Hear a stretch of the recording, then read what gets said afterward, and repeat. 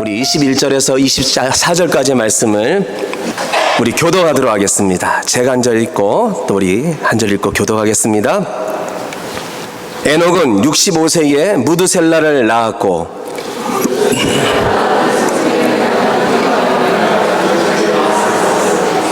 그는 365세를 살았더라. 그를 데려가심으로 세상에 있지 아니하였더라. 아멘. 네, 자리에 앉아주시길 바랍니다. 사랑하는 성도 여러분, 한 주간도 하나님의 은혜 가운데 평안하셨죠? 자, 오늘 이 예배 가운데 우리가 하나님의 임재를 경험하고 또한 여러 가지 문제로 나오셨지만 우리의 심령 가운데 하나님의 회복과 오늘 충만한 은혜가 되시기를 간절히 소망합니다. 우리 한번 옆에 분들과 우리 서로 한번 인사 나누도록 할까요? 하나님과 늘 동행하는 삶이 되시기를 축복합니다. 우리 인사하겠습니다.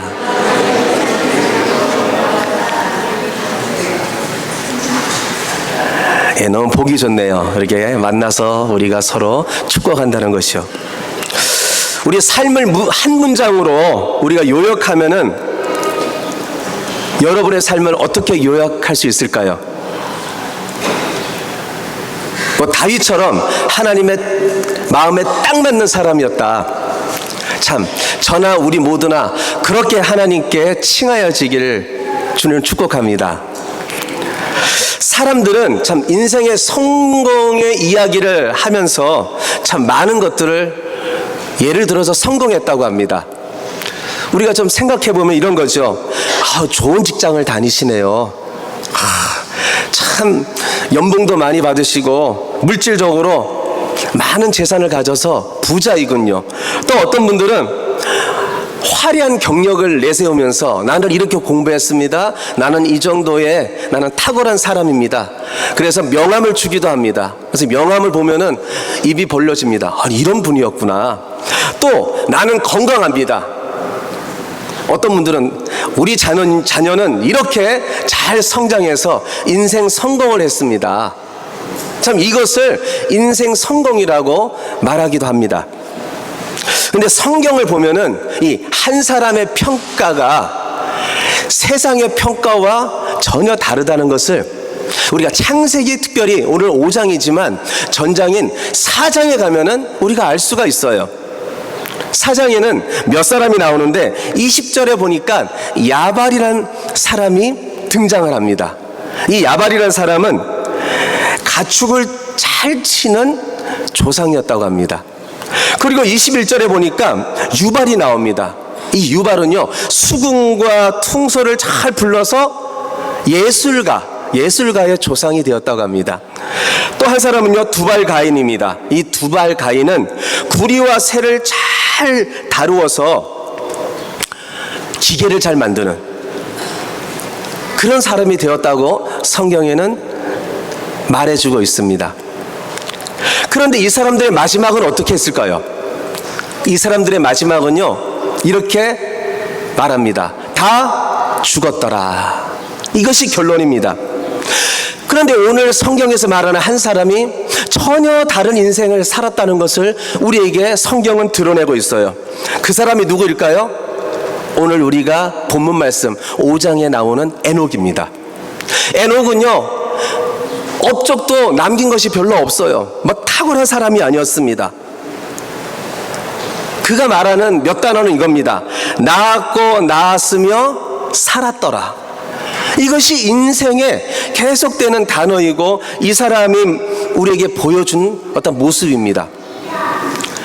참 우리들처럼 평범한 사람이 아니었는가 그렇게 생각이 됩니다. 그런데 하나님께서는 그의 인생을 한 문장으로 요약을 합니다. 뭐라고 요약했을까요? 이렇게 말합니다. 에녹은 하나님과 300년 동안 동행하였더라.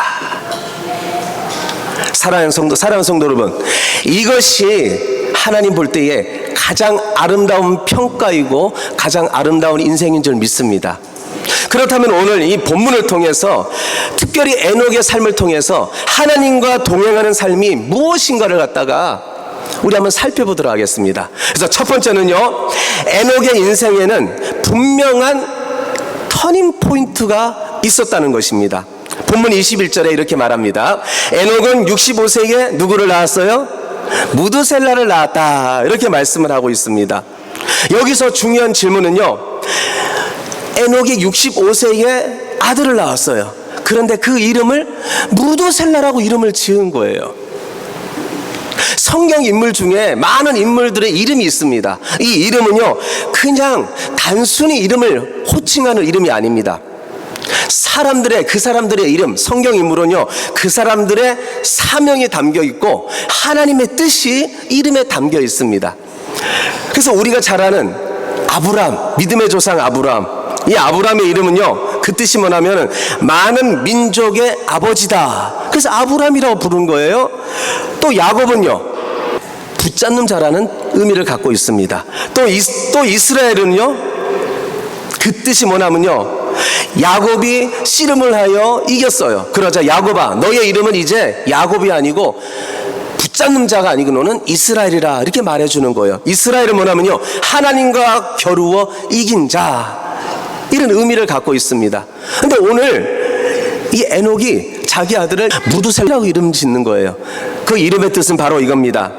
그가 죽으면 심판이 오리라. 아니, 아들의 이름을 이렇게 지을 수가 있습니까? 무드셀라 매일마다 부를 거 아니에요. 그러면 너가 죽으면은 하나님의 심판이 임할 거야. 아니, 아들도 그 이름을 듣기 좀 싫어했을 거예요. 저희 아들 같으면은 다윗, 하나님 마음에 딱 맞는 그런 하나님의 자녀가 되라, 멋있는 이름을 지어줘야 되는데요. 그런데 여러분, 무드셀라가 몇 살까지 살았을까요? 아마 성경의 인물들을 이렇게 공부하시고 읽은 분들은 알 겁니다. 무드셀라는요, 자그만침 969세. 969세를 사는 거예요. 여러분, 1000년 가까이 사는 겁니다. 조금만 못되면 1000년 될 수가 있어요. 왜 하나님은 무드셀라를 969세 동안 생명을 연장해주고 그를 갖다가 살게 했을까요? 그 이유는요, 무드셀라가 딱 죽자 무엇이 이 세상에 닥치냐면요, 노아의 홍수가 닥쳐서 이 세상의 많은 사람들이 심판을 받게 됩니다. 하나님은요, 이 무드셀라를 살려두면서 계속 기다리는 거예요. 너희들이 회개하면서 나에게 돌아와라, 나에게 돌아와라. 그래서 22절에 보니까 무드셀라를 낳은 후 300년을 하나님과 동행하며, 이렇게 말씀을 해주고 있습니다. 무드셀라를 부르면서 이 에녹은요, 300년 동안 하나님의 심판을 기억하는 거예요. 하나님이 틀림없이 이 세상을 심판할 것이다. 그러므로 나의 남은 이 삶을, 내가 65세에 이 아들을 낳았는데 나는 이제부터 인생 터닝에서 나는 하나님과 동행하는 삶을 살 것이다. 왜요? 하나님의 심판이 임할 것이기 때문에. 그것을 하나님께서 가르쳐 준 거예요. 하늘의 비밀을 가르쳐 주신 거예요. 하나님의 음성을 들은 겁니다. 그럴 때에 에녹은 그것을 기억하고 또 기억하고 자기 아들의 이름을 무드셀라를 부르면서 하나님과 동행하는 거예요. 우리도 마찬가지입니다. 우리는요, 에녹처럼 노아의 홍수를 기다리는 사람이 아닙니다. 우리는 다시 오실 예수 그리스도를 기다리는, 우리는 신부된 하나님의 사람인 줄 믿습니다. 얼마나 우리에게 지금 마음이 두근두근되고 우리가 흥분됩니까? 우리에게는 주님 오심이 두려움이 아니에요. 주님의 오심이 우리에게는 소망인 줄 믿습니다. 우리에게는요, 주님의 오심을 기다리러 가면서 어떤 도전을 줬습니까? 너희들은 어떻게 살아야 되느냐, 매일의 삶을 어떻게 살아야 되느냐, 거룩하게 살아라.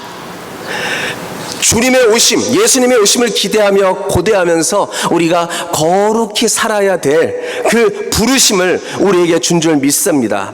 그러므로 이 땅에 살면서 이 땅의 것을 우리가 추구하며 살아가지만 우리에게는 해야 될 사명이 있는 거예요. 에녹처럼 예수님의 오심을 고대하면서 우리가 끼어 있으면서 정말 성령의 등불을 준비하면서, 주님, 나는 하나님과 동행하겠습니다. 하나님께서 기뻐하시는 삶을 살겠습니다. 믿음으로 살아가겠습니다. 우리는 그렇게 기도하며 결단하며 살아가는 주님의 백성인 줄 믿습니다. 그래서 한 사람, 우리 빌리그레엄 목사님을 제가 소개하는데요, 이분은 평생 수많은 사람들에게 예수 그리스도의 복음을 전해 주었다고 합니다. 그러면서 이렇게 고백을 했다고 합니다. 나의 소망은 이 땅이 아니라 하나님의 나라에 있습니다. 이 믿음을 가지고 세상에 머물러 있는 삶이 아니라 주님과 함께 걸어가는 평생의 삶을 살아갔다는 거예요. 사랑하는 성도 여러분, 우리도 다시 오실 주님을 바라보면서 매일 하나님과 한 발자국 한 발자국 동행하는 삶을 선택하시고 살아가시기를 주님의 이름으로 축복합니다.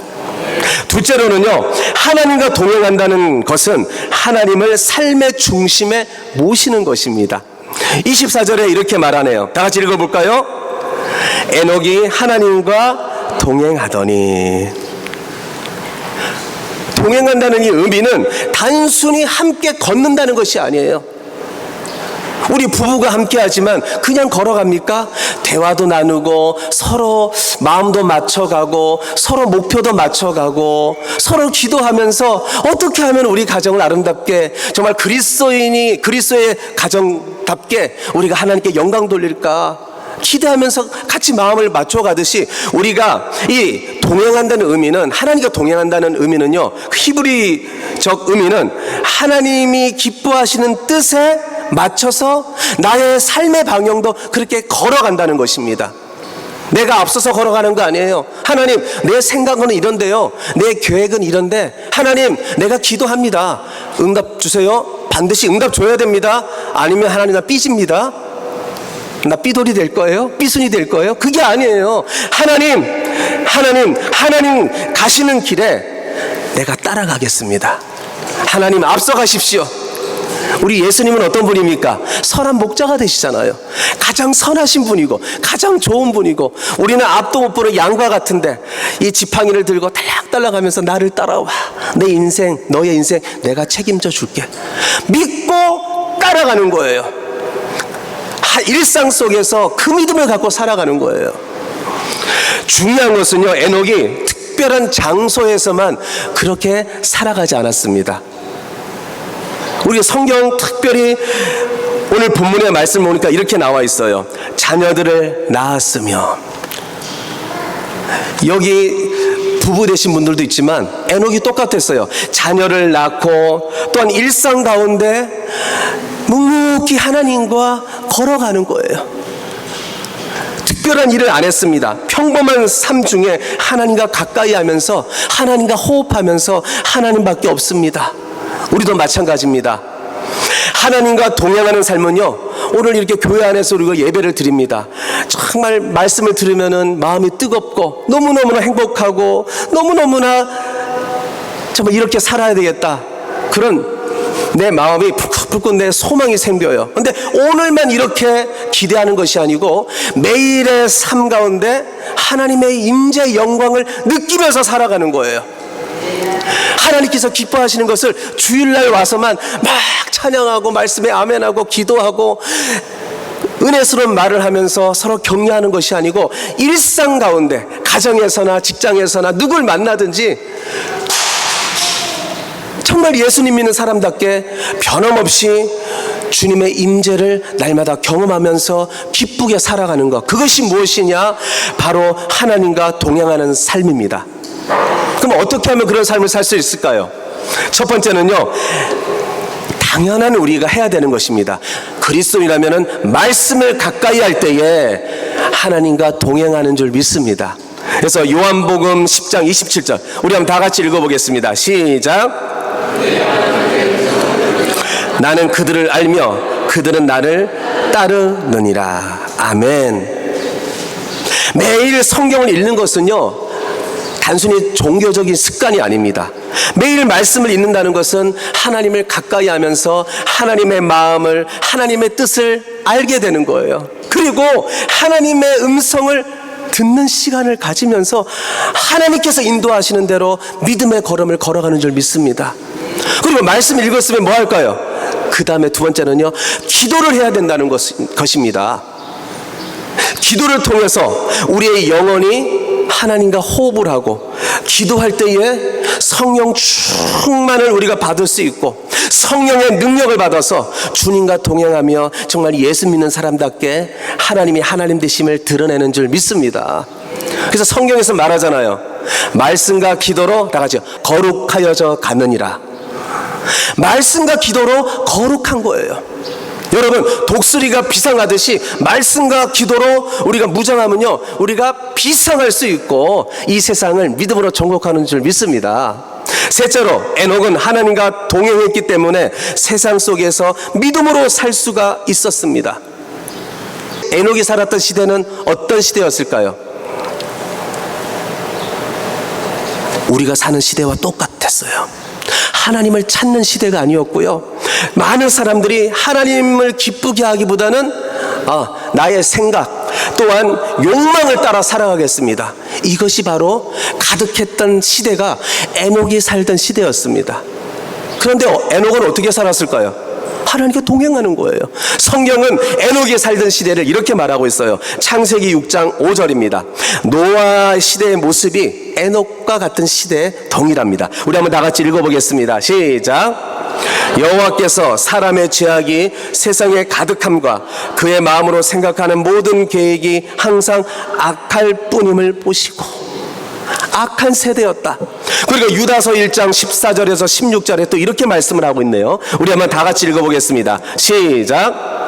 아담의 7대손 에녹이 이 사람들에 대하여 예언하여 이르되, 보라, 주께서 그 수만의 거룩한 자와 함께 임하셨나니 이는 무사람을 심판하사 모든 경건하지 않는 자가 경건하지 않게 행한 모든 경건하지 않는 일과 또 경건하지 않은 죄인들이 주를 거슬러 한 모든 악한 말로 말미암아 그를 정죄하려 하심이라 하였느니라.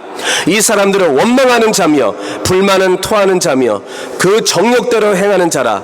그 입으로 자랑하는 말을 하며 이익을 위하여 아첨하느니라. 그러니까 하나님 말씀이 아니고 자기 생각대로 자기 욕망대로 살아가는 아주 죄가 가득했던, 하나님을 높여드리지 않는 시대가 바로 에녹이 살던 시대였다고 성경은 말씀해주고 있습니다. 사랑하는 성도 여러분, 믿음이 좋은 사람은요, 환경이 좋기 때문에 믿음을 지키는 사람들이 아닙니다. 오히려 어려운 환경 속에서도 하나님밖에 없습니다. 하나님을 붙드는 사람이에요. 또한 모두가 나를 떠날지라도, 많은 사람들이 나를 이것이 좋다고 할지라도 하나님이 좋은 것을 선택하는, 그리고 그 선택한 것대로 믿음으로 살아가는 사람들이 하나님의 사람인 줄 믿습니다.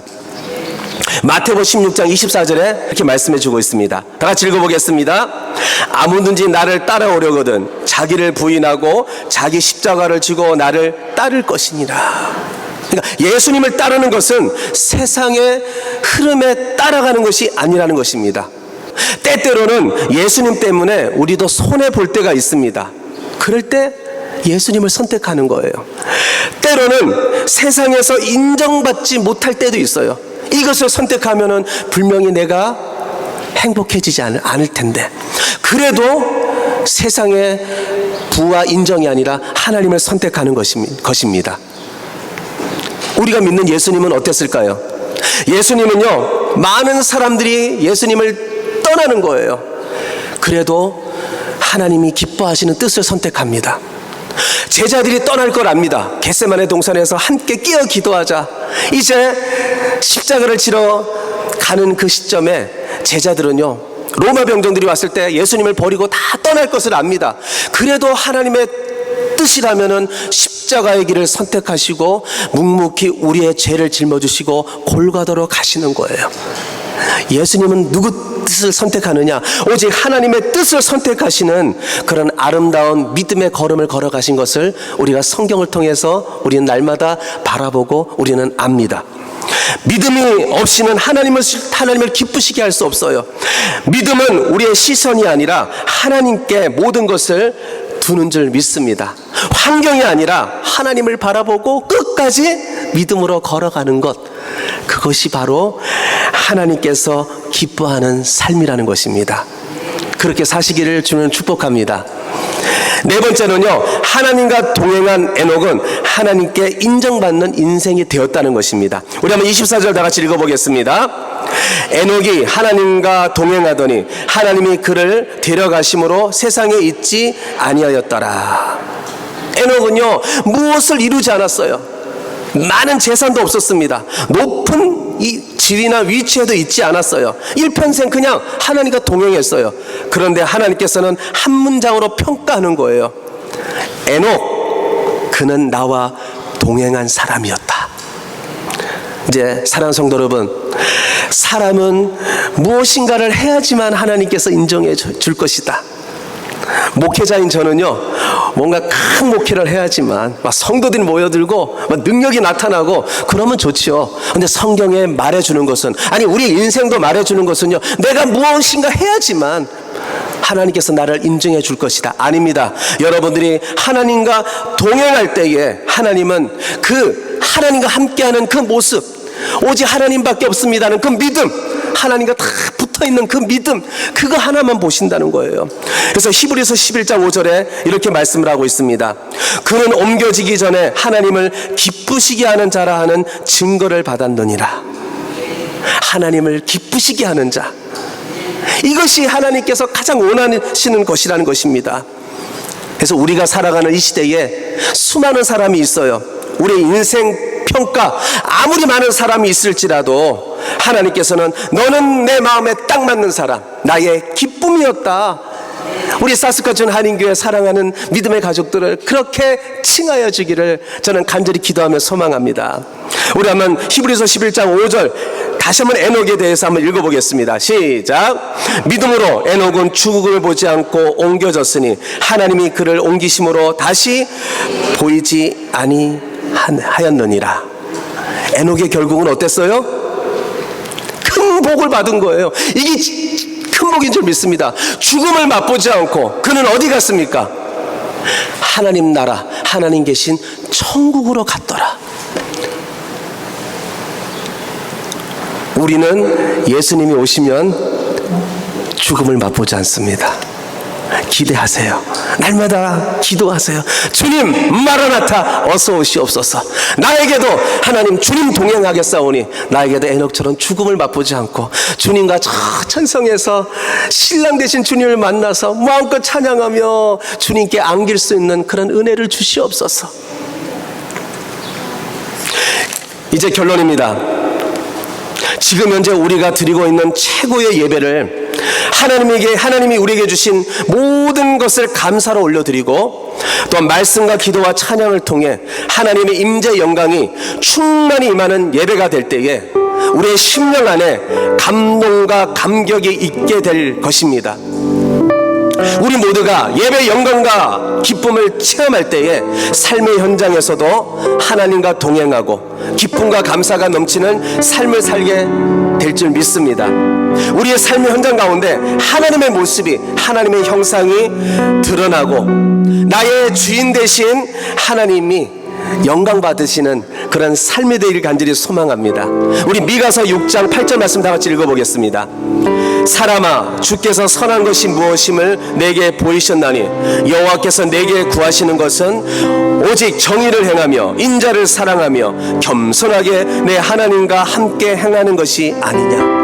우리의 시선이 하나님께 고정될 때에 하나님의 성품을 닮아간다는 거예요. 신앙생활은 하나님의 성품을 닮아가는 것인 줄 믿습니다.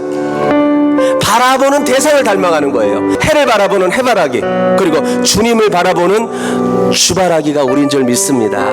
그래서 우리 모두는 주일 예배만 잘 참석하고 열심히 봉사하고 헌금 열심히 내는 음에만 그치는 것이 아니라 우리가 일상생활 가운데 다른 사람들에게 평범한 삶 그 자리에서 이웃을 사랑하고 남을 속이지 않고 남의 유익을 위해 남에게 눈물 흘리지 않게 하는, 부패가 가득한 이 세상에서 하나님을 기쁘시게 하고 하나님과 함께 행복한 동행함으로 말미암아 하나님을 기쁘게 하는 에녹, 하나님의 마음에 딱 맞았던 다윗처럼 그렇게 하나님을 웃음 짓게 하는 우리 모두가 되시기를 예수님의 이름으로 축원드립니다. 우리 다 같이 일어나서 찬양하겠습니다. 주님, 제 마음이 너무 둔해서 주를 볼 수 없지만 이 땅에서 오직 하나님을 바라보며 영광 돌리며 동행하는 삶을 살게 인도해 주시옵소서.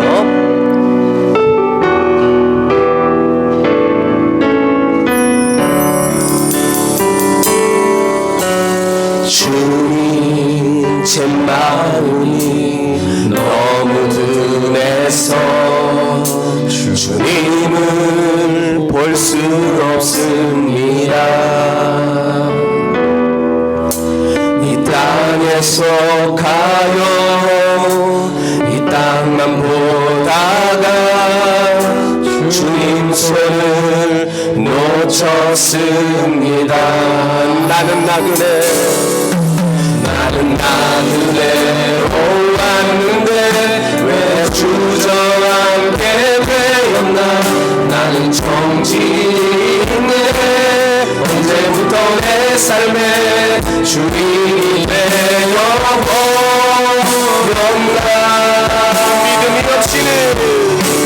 믿음이 없이는 기쁘시게 못하나니. 고백수고도 다 헛될 뿐이라. 믿음이 없어서 무너진 삶의 모든 자리에 다시 주님을 기다립니다. 믿음이 없이는 기쁘시게 못하나니. 고백수고도 다 헛될 뿐이라. 믿음이 없어서 무너진 삶의 모든 자리에 다시 주님을 기다립니다. 오늘 주신 말씀 기억하며 우리 나같이 이렇게 기도하겠습니다. 하나님, 에녹이 평생 하나님과 동행하며 하나님을 기쁘시게 했던 것처럼 우리도 예배 자리뿐 아니라 가정과 일터, 삶의 모든 현장에서 말씀과 기도로 주님과 동행하는 믿음의 사람 되게 해주시옵소서. 또한 에녹이 하나님의 약속과 심판을 기억하며 삶의 방향을 바꿨던 것처럼 오늘도 다시 오실 예수님을 바라보며 날마다 거룩하게 살아가며 하나님의 영광을 드러낼 수 있는 그런 믿음의 그리스도인 되게 해주시옵소서. 우리 다 같이 기도하겠습니다.